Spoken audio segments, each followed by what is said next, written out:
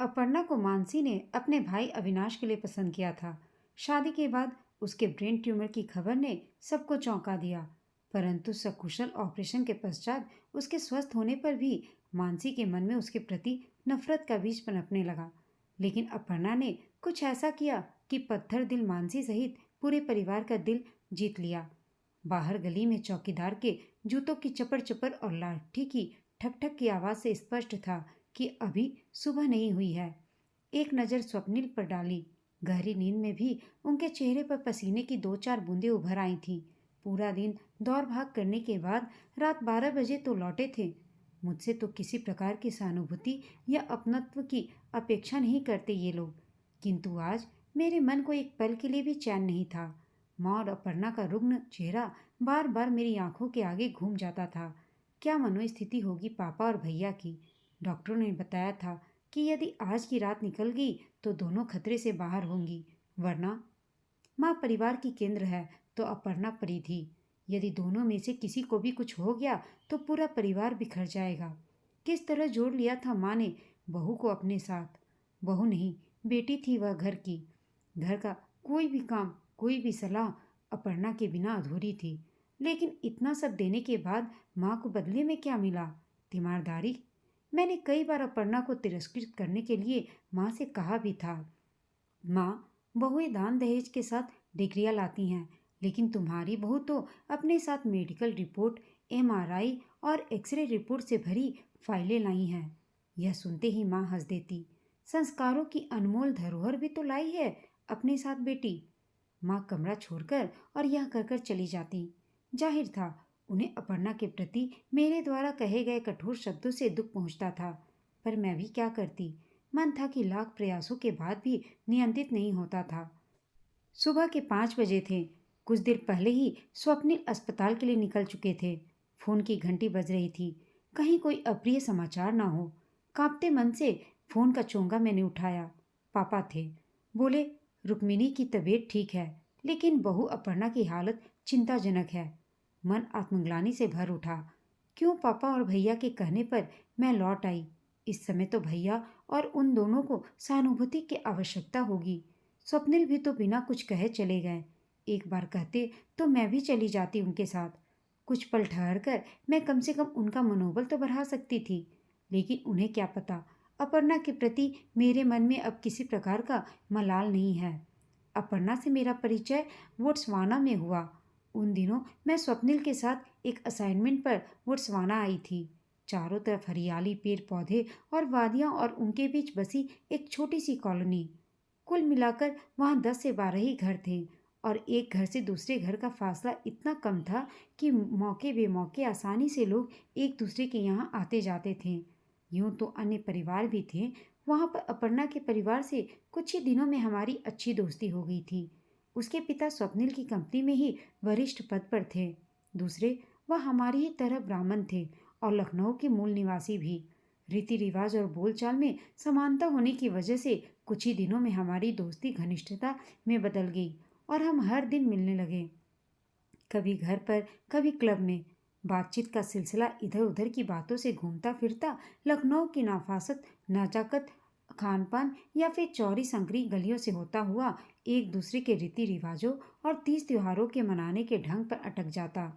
मुझे गोरी लंबी छरहरी काली आंखों और घने बालों वाली अपर्णा का व्यक्तित्व हर समय आकर्षित करता था।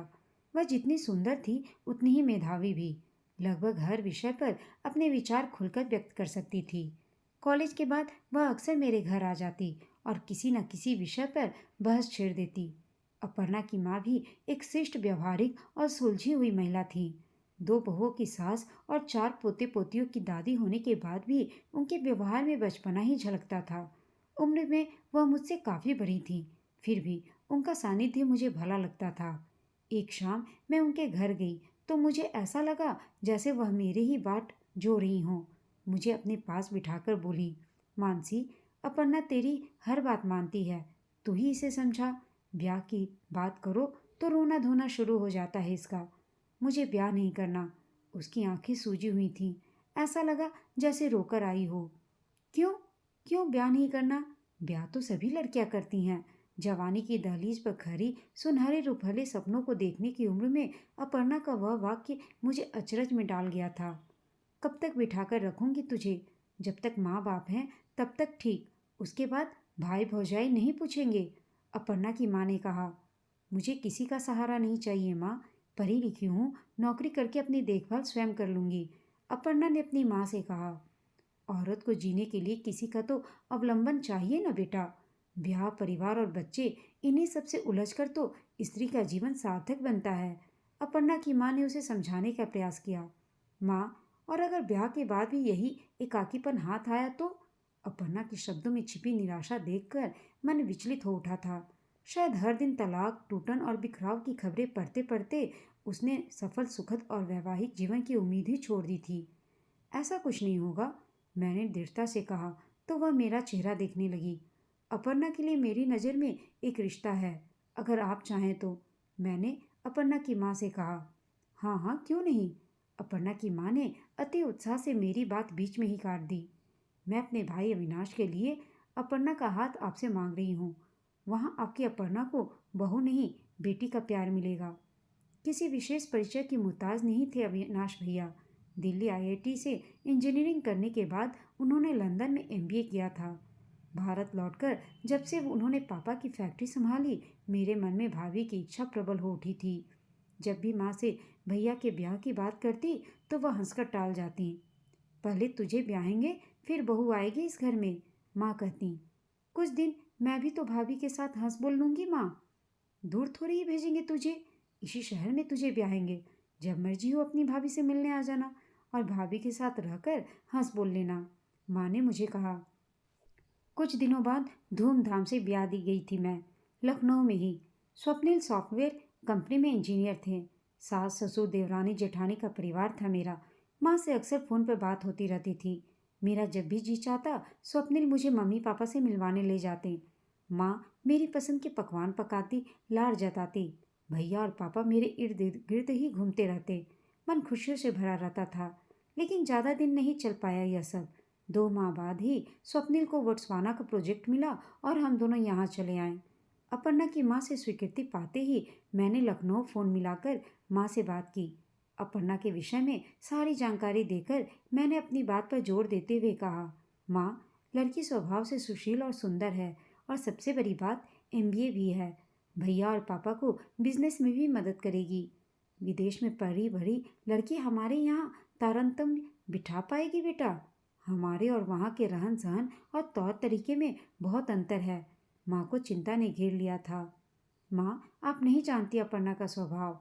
वह बेहद सरल और सादगीपन पसंद है। हमारे परिवार के लिए सुशील बहू और भैया के लिए आदर्श पत्नी साबित होगी वह। उनके और हमारे परिवार के वातावरण में कोई अंतर थोड़ी ही है।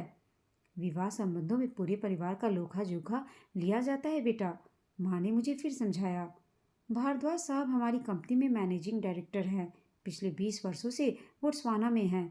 अगले वर्ष रिटायर होने वाले हैं। 2 बेटे, 2 बहुएं, बच्चे सब लखनऊ में ही हैं। हजरतगंज के पास 500 गज की कोठी भी है, मैंने माँ को समझाया। माँ इस जानकारी से संतुष्ट हो गई थी। कंप्यूटर के इस युग में फोटो का आदान प्रदान कुछ ही घंटों में हो गया। शीघ्र ही संबंध को स्वीकृति दे दी गई। प्रोजेक्ट समाप्त होते ही मैं स्वप्निल के साथ लखनऊ पहुंच गई। मम्मी पापा का विश्वास देखते ही बनता था। बार बार कहते, हमारे घर लक्ष्मी आ रही है। एक एक दिन यहाँ पर सबके लिए एक एक युग के समान प्रतीत हो रहा था। आकांक्षाएं, उम्मीदें आसमान छू रही थीं। कब वह दिन आए और मम्मी पापा बहू का मुंह देखें। भैया की जिज्ञासा उनकी बातों से स्पष्ट थी। अप्रत्यक्ष वह कुछ नहीं पूछते, पर जब भी अपर्णा का प्रसंग छिड़ती, उनकी आंखों में चमक उभर आती। बार बार कहते, जाओ बाजार से खरीदारी करके आओ।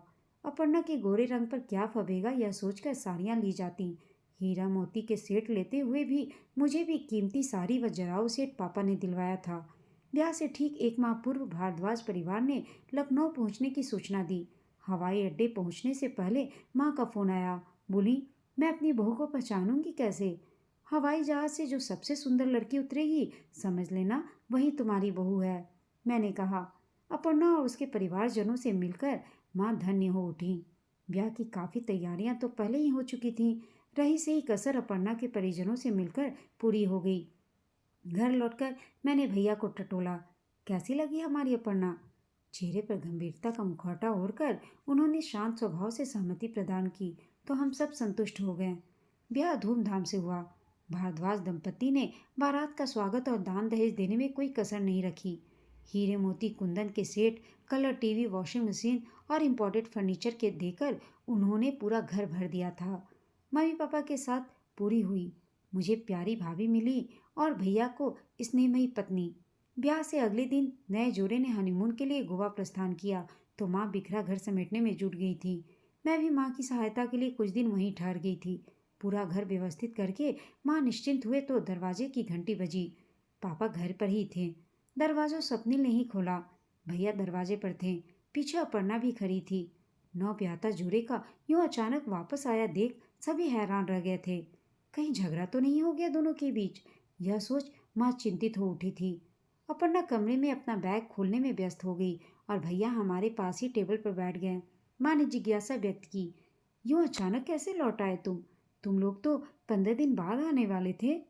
माँ अपर्णा की तबीयत अचानक खराब हो गई थी। सिर दर्द और उल्टियाँ शुरू हो गईं, इसलिए लौटना पड़ा। भैया ने समझाया। पहाड़ी क्षेत्रों में चढ़ाई उतरने चढ़ने से अक्सर उल्टियाँ हो जाती हैं। यही सोचकर माँ ने कहा, तो किसी डॉक्टर से मशविरा करके दवा दिलवा देते इसे। कहा था मैंने, पर अपर्णा नहीं मानी। बोली घर चलना है। भैया अब भी चिंतित थे। हमेशा हंसने खिलखिलाने वाली अपर्णा का चेहरा बेहद फीका और बेजान सा दिखा था उस पर। चलो कोई बात नहीं, अगली बार किसी और जगह हो आना, कहकर माँ ने मीटिंग बर्खास्त कर दी थी। यूँ घर में काम करने के लिए नौकर चाकर थे, पर चौकी का काम माँ ही संभालती थी। लेकिन अपर्णा ने अगले दिन से ही उन्हें इस कार्यभार से मुक्त कर दिया। सबकी पसंद का भोजन पकाने और खिलाने में उसे विशिष्ट आनंद की अनुभूति होती थी। कोई भी काम अपने हाथ में लेकर जब तक दौड़ भाग कर पूरी तन्मयता से संपूर्ण नहीं करती, उसे चैन नहीं मिलता था। एक दिन माँ अपर्णा को अपने पास बुलाकर बोली, तुमने एमबीए किया है, यूँ घर गृहस्थी के कामों में उलझकर तो तुम सारी शिक्षा व्यर्थ चली जाएगी तुम्हारी। तुम्हें घर से बाहर निकलकर कुछ करना चाहिए। पर घर का कामकाज? अपर्णा माँ के इस अचानक आए प्रस्ताव से घबरा गई थी। वह तो पहले भी होता था बेटा, और आगे भी होता रहेगा। अपनी प्रतिभा का इस्तेमाल करो बेटी। माँ की मुस्कुराहट और विश्वास उसे धीरे से सहला गया था। अगले ही दिन पापा और भैया के साथ जाकर फैक्ट्री का वित्तीय कार्यभार अपर्णा ने अपने जिम्मे ले लिया था। पूरी तन्मयता के साथ काम करने लगी थी अपर्णा। परिणाम अच्छे घोषित हुए। मुनाफे में वृद्धि हुई। हर किसी की प्रशंसा की पात्र बनी अपर्णा कभी कभी खुशी के उन लम्हों में भी बेहद उदास हो जाती। उसकी यूं असमय चुप्पी का कारण कई बार हमने जानने का प्रयास भी किया, पर वह कभी किसी से कुछ नहीं कहती थी। कुछ ही दिन बीते थे, उसे फिर से भयानक दर्द हुआ। इस बार दर्द की तीव्रता पहले से ज्यादा थी। चेहरा काला पड़ गया था। होठ टेढ़े हो गए थे। पापा और माँ सोच रहे थे कि उसकी यह दशा तनाव की वजह से है, पर मैं उसके स्वास्थ्य को लेकर बेहद चिंतित थी। कहीं ऐसा तो नहीं कि अपर्णा इस घर में खुश नहीं? अपर्णा का ब्याह मैंने ही करवाया था। अगर उसे किसी बात से परेशानी है तो उसका समाधान भी मैं ही करूंगी, मैंने सोचा। इसी निश्चय के साथ मैं उसके कमरे में चली गई। अपर्णा आराम कुर्सी पर बैठी कुछ सोच रही थी। मैंने पूछा, अपर्णा कहाँ खोई हो? कुछ कहोगी नहीं? मेरे अंदर समुद्र मंथन जैसी हलचल मची हुई थी। वह आंखें नीचे किए फर्श को निहार रही थी। तुम्हें सिर दर्द क्यों हो रहा है? किसी चीज़ की कमी है क्या? या तुम किसी बात से असंतुष्ट हो? मुझे बताओ, शायद मैं तुम्हारी मदद कर सकूं। मैंने फिर से अपर्णा से पूछा। अजगर की तरह पसरा सन्नाटा जैसे अंधियारे को लील रहा था। निराशा के पल में प्यार का स्नेहिल स्पर्श और आश्वासन पाते ही अपर्णा की आंखों में आंसू झलक उठे। यह सिर दर्द नया नहीं, पुराना है। मुझे ब्रेन ट्यूमर है, अपर्णा ने कहा। क्या? Brain tumour? मेरे पैरों के नीचे की जमीन ही खिसक गई यह सुनकर। चाची ये सब जानती थी? मेरे अंतर्मन की पीड़ा पके फोड़े सी लहरने लगी। हाँ, उन दिनों मैं एमबीए फाइनल में थी जब मुझे पहली बार सिर दर्द उठा, अपर्णा ने कहा। माँ ने मुझे दर्द निवारक गोली दी और नियमित रूप से बादाम का दूध देने लगी। सभी सोच रहे थे कि यह सिर दर्द कमजोरी और तनाव की वजह से है। आंखों का भी टेस्ट हुआ, सब कुछ सामान्य निकला। उसके बाद जब दर्द फिर हुआ तो पापा मुझे विशेषज्ञ के पास ले गए। वे इस निष्कर्ष पर पहुंचे कि मुझे ब्रेन ट्यूमर है। जिसका एकमात्र इलाज ऑपरेशन ही है। एक दिन पापा ने एक मशहूर डॉक्टर से मेरे ऑपरेशन की बात की। अपॉइंटमेंट भी ले लिया, पर माँ नहीं मानी। बोली, ब्याह योग्य बेटी के दिमाग की चीर फाड़ करवाएंगे। अपर्णा को कुछ हो गया तो रिश्ता करना मुश्किल हो जाएगा। इस पर पापा जी बोले थे, तुम्हें इसके रिश्ते की चिंता है, मैं तो उसके स्वास्थ्य को लेकर परेशान हूँ। इसे कुछ हो गया तो मैं जीते जी मर जाऊंगा। अपर्णा की बीमारी के बारे में धीरे धीरे सबको पता चल गया। पापा संज्ञा शून्य से हो गए। भैया गंभीरता का मुखौटा ओढ़े कभी पत्नी को निहारते और कभी हम सबको। अपनी जीवन संगनी को इस रूप में देखकर उनकी आकांक्षाओं पर तुषारापात हुआ था। माँ गश खाकर गिर पड़ी थी। भैया दौड़कर डॉक्टर को बुला लाए। पूरी जांच के बाद पता चला उन्हें हल्का हार्ट अटैक हुआ है। अचानक रक्तचाप इतना बढ़ गया कि उन्हें तुरंत अस्पताल में भर्ती कराना पड़ा था। जिस दिन उन्हें थोड़ा स्वास्थ्य लाभ हुआ, मैं घर लौट आई। इतना रोई कि शायद दीवारें भी पसीज गई होंगी। मैं सोच रही थी कि कितने प्रसन्न और सुखी थे मेरे पीहर के लोग, मगर अब मेरे भाई का जीवन अंधकारमय हो गया। अब तो पूरे परिवार का जीवन ही दुख से भर गया है। मूकदर्शिका सी बनी परिवार की खुशियों को लूटते देख रही थी मैं। अपने भाई की खुशियों को आग में जलता देखकर कौन सी बहन का दिल रो नहीं पड़ेगा। अपर्णा के रोग का एक ही इलाज था और वह था ऑपरेशन। सफल हुआ तो ठीक, नहीं तो अपर्णा अपंग भी हो सकती है। फिर मेरे भैया उस अपंग पत्नी के साथ कैसे जिएंगे? उम्र भर अपर्णा की सेवा में ही जुटे रहेंगे। अब क्या माँ के दिन हैं सेवा करने के? पर जो कुछ भी था उस सब के लिए मैं खुद को दोषी मान रही थी। पहली बार मेरे मन के एक चोर कोने में विचार आया, यदि इस पूरे परिदृश्य से अपर्णा को ही हटा दिया जाए तो सब सही हो जाएगा। आजकल तो लोग बात बेबात तलाक ले ही लेते हैं और दूसरा ब्याह भी कर लेते हैं। अगर भैया भी ऐसा ही करे तो? उस दिन मैं माँ के कमरे में न जाकर सीधे भैया के कमरे में चली गई। भैया अकेले कमरे में बैठे गजलें सुन रहे थे। अपर्णा माँ को जूस पिला रही थी।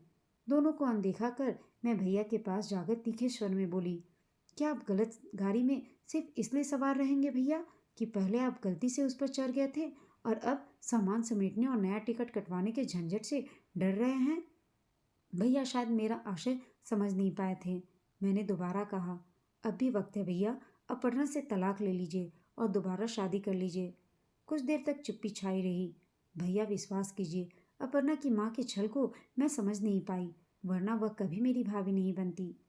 कारण जाने बिना तुम भी परिणाम तक पहुंच गई? भैया ने कहा। वह फीकी हंसी हंस दिए। अपर्णा बहुत अच्छी है। सच बात तो यह है कि वह ब्याह करना ही नहीं चाहती थी, पर माँ के आगे उसकी नहीं चली। झूठ की बुनियाद पर क्या इमारत खड़ी हो सकती है भैया? मेरा मन अब भी अशांत था। झूठ उसने नहीं, उसकी माँ ने बोला था। वैसे उनका निर्णय भी गलत कहाँ था? हर माँ की तरह उसकी माँ के मन में भी अपनी बेटी की सुखी गृहस्थ जीवन देने की कामना रही होगी। तुम्हारे ब्याह के समय भी माँ कितनी चिंतित थी। भैया पुनः बोले, अपर्णा की माँ की दशा भी कुछ वैसी ही रही होगी। मानसी, कितना अजीब है हमारे समाज का चलन। बेटी की इच्छा अनिच्छा जाने बिना ब्याह की चिंता शुरू हो जाती है। अधिकांश विवाह लड़की की अनुमति के बिना होते हैं। अपर्णा ने भी विरोध किया था, पर उसकी एक नहीं चली और अब अपर्णा मेरी पत्नी है। उसका हर सुख दुख मेरा है। मैं विस्मित सी अपने भाई का चेहरा निहारती रह गई। उस दिन के बाद मैंने उस चौखट पर कदम नहीं रखा। स्वप्निल ने कई बार समझाया, रिश्ते संयोगवश बनते हैं। तुम्हारे भैया का ब्याह अपर्णा के साथ ही होना लिखा था। इस संबंध में व्यर्थ की चिंता करने से क्या लाभ? जरा सोचो, यही बीमारी उसे ब्याह के बाद होती तब क्या करती? और फिर यह रोग असाध्य नहीं है। मैं चिढ़कर जवाब देती, तब की बात और थी। देखभाल कर कोई मक्खी निगलता है क्या? माँ अक्सर फोन पर अपर्णा की तबीयत के विषय में बताती रहती। एक दिन बोली, कल अपर्णा फिर बेहोश हो गई थी। उसकी तबीयत देखकर घबराहट होती है। डॉक्टर ने जल्द ऑपरेशन करवाने की सलाह दी है। भेज दो उसे मायके, मैंने माँ से कहा। जिस तरह उन लोगों ने हमारे साथ खेल खेला हुआ है, तुम भी चालाकी से काम लो। क्रोध से मेरी कनपटियां बजने लगी। माँ ने कहा, उन्होंने तो हवाई जहाज की टिकटें भेजी हैं, पर अपर्णा खुद ही नहीं जाना चाहती। सच पूछो तो मेरा भी मोह पड़ गया है इस बच्ची में। माँ ने मुझे कहा, तो करती रहो तुम उसकी सेवा। माँ निरुत्तर हो जाती मेरा जवाब सुनकर। उन्हें कुछ कहने का मौका ही मैं कब देती थी। मुझे बार बार मम्मी पापा और भैया पर क्रोध आ रहा था। इस नए युग में एक बीमार बहू के प्रति इतनी आत्मीयता और सहृदयता दिखाने की क्या जरूरत थी भैया को? मेरे मनोभावों से बेखबर स्वप्निल ने मुझे आगाह किया, मानसी, कल अपर्णा को अस्पताल में भर्ती किया जा रहा है। वेल्लूर से एक विशेषज्ञ सीमाराम अस्पताल आ रहे हैं। वह ऑपरेशन करेंगे। मैंने एक बार भी पलटकर उसका हाल नहीं पूछा, बल्कि पीहर फोन ही नहीं किया। अपर्णा के प्रति मेरे मन में छिपा तिरस्कार स्वप्निल बखूबी पहचान रहे थे। एक दिन बुरी तरह झल्लाए मुझ पर। हद होती है रूखे व्यवहार की। एक व्यक्ति जीवन मरण के बीच झूल रहा है और तुम्हारे विचार इतने औछे हैं कि तुम उसका चेहरा भी देखना नहीं चाहती। स्वप्निल का मन रखने के लिए मैं एक बार अस्पताल हो आई थी। नाक में ऑक्सीजन, मुंह में नली, एक बाह में ग्लूकोज, दूसरी बाह में दवाओं की नलिकाएं लगी थीं। माँ का सेवा भाव, पापा का दुलार और भैया की आत्मीयता देखते ही बनती थी। एक पल के लिए मुझे तरस भी आया, पर अगले ही पल वह भाव घृणा में बदल गया। कितना अच्छा हो अगर अपर्णा का ऑपरेशन टेबल पर ही मृत्यु हो जाए। कम से कम भैया को तो छुटकारा मिलेगा इस रोगनी पत्नी से। पर कुदरत को तो कुछ और ही मंजूर था। कुछ ही दिनों में वह बिल्कुल ठीक होगी। अब वह भैया के साथ गाड़ी में बैठकर दफ्तर भी जाने लगी थी। पापा अब वृद्ध हो गए थे। वह फैक्ट्री कम ही जाते। भैया बाहर ऑर्डर लेने जाते तो अपर्णा घर में बैठी अस्वस्थता घेरे रहती। बहू से कई बार उन्होंने कहा भी था, एक बार बोट्सवाना घूम आओ, पर वह हर बार यही कहती, एक बार आप अच्छी तरह ठीक हो जाएं तभी जाऊंगी। एक सुबह वह मेरे घर आई। मेरी बिटिया को तेज बुखार था। डॉक्टरों ने टाइफाइड बताया। मैं पूरी रात जागकर उसके माथे पर बर्फ की पट्टियां रखती थी। एक और बिटिया की तबीयत को लेकर मैं बुरी तरह तनावग्रस्त थी।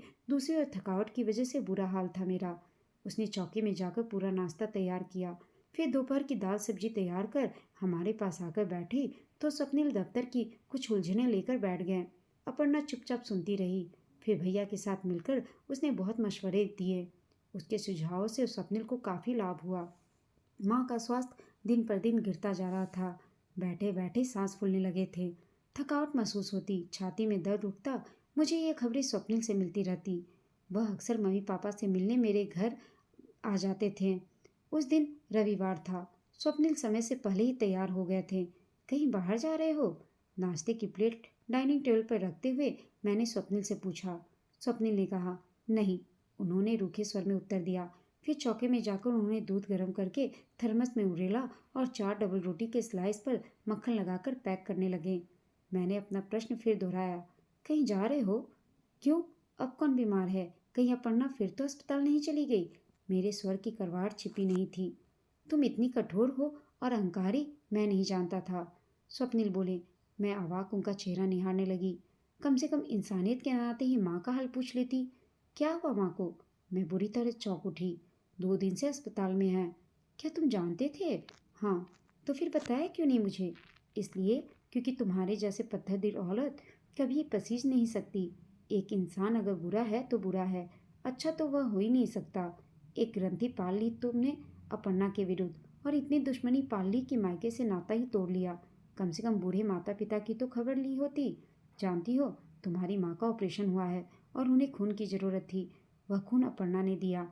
अपर्णा की दशा चिंताजनक बता रहे हैं डॉक्टर। इतना कहकर स्वप्निल बाहर निकल गए। कितना गिरा हुआ महसूस कर रही थी मैं खुद को उस पल। बीमार कमजोर पराए घर की बेटी माँ की सेवा करती रही, स्नेह बरसाती रही, और मैं उनकी अपनी बेटी बेखबर बैठी रही। आज तक अपने खून का एक कतरा देकर भी माँ की जान बचा सकूं तो खुद को धन्य समझूं। यह सोचते हुए मैं अस्पताल पहुंची। बाहर कॉरिडोर में भैया और पापा खड़े थे। स्वप्निल डॉक्टरों से परामर्श कर रहे थे। मुझे देखते ही भैया फुट फुट कर रो पड़े। माँ कैसी हैं? मैंने उन्हें धीरज बंधाकर आत्मीयता से पूछा। भैया ने कहा, खतरे से बाहर है। और अपर्णा? पहली बार मुझे अपर्णा के प्रति चिंतित देखकर सभी के चेहरों पर ताजुब मगर संतुष्टि के भाव मुखर हो उठे थे। रक्तचाप गिर गया है, बेहोश है अपर्णा। पापा अभी भी चिंतित हैं। उसे क्यों खून देने दिया? ब्लड बैंक से ले लेते। मैंने कहा तो था, पर अपर्णा नहीं मानी। बोली, जब उसका खून मैच कर ही रहा है तो ब्लड बैंक से खून लेकर बीमारियों का खतरा क्यों मोल लिया जाए। सभी सन्नाटे में थे। भैया निढाल से बेंच पर बैठे थे। मैं देख रही थी कि इन लोगों का अपर्णा के साथ बंधन अटूट है। वह वास्तव में इस घर की बहू नहीं, बेटी है। मेरा मन उसके प्रति सहानुभूति से भर गया था। बाहर किसी शोर से अचानक मेरे विचारों का सिलसिला टूटा। जल्दी जल्दी तैयार होकर मैं अकेले ही अस्पताल पहुंची। उसी समय डॉक्टर ने बाहर आकर बताया, अपर्णा स्वस्थ है, आप लोग उससे मिल सकते हैं। सबके चेहरे पर संतुष्टि के भाव बिखर आए थे। अगर अपर्णा कुछ को हो जाता तो कोई भी खुद को माफ़ नहीं कर पाता। सबसे ज़्यादा मैं खुद को दोषी समझती। भागकर मैं अपर्णा के बिस्तर पर पहुंच गई और उसके माथे पर चुम्बनों की बौछार कर दी। सभी अचरज से मुझे देख रहे थे। शायद किसी को भी विश्वास नहीं हो रहा था कि मेरे हृदय के इर्द गिर्द उगा खरपतवार यूं एक एक कर कैसे छट गया। आंसुओं से विकलित तीव्र वेदना की धार मुख से निकली। अपर्णा, तुमने माँ को जीवन दान दिया है।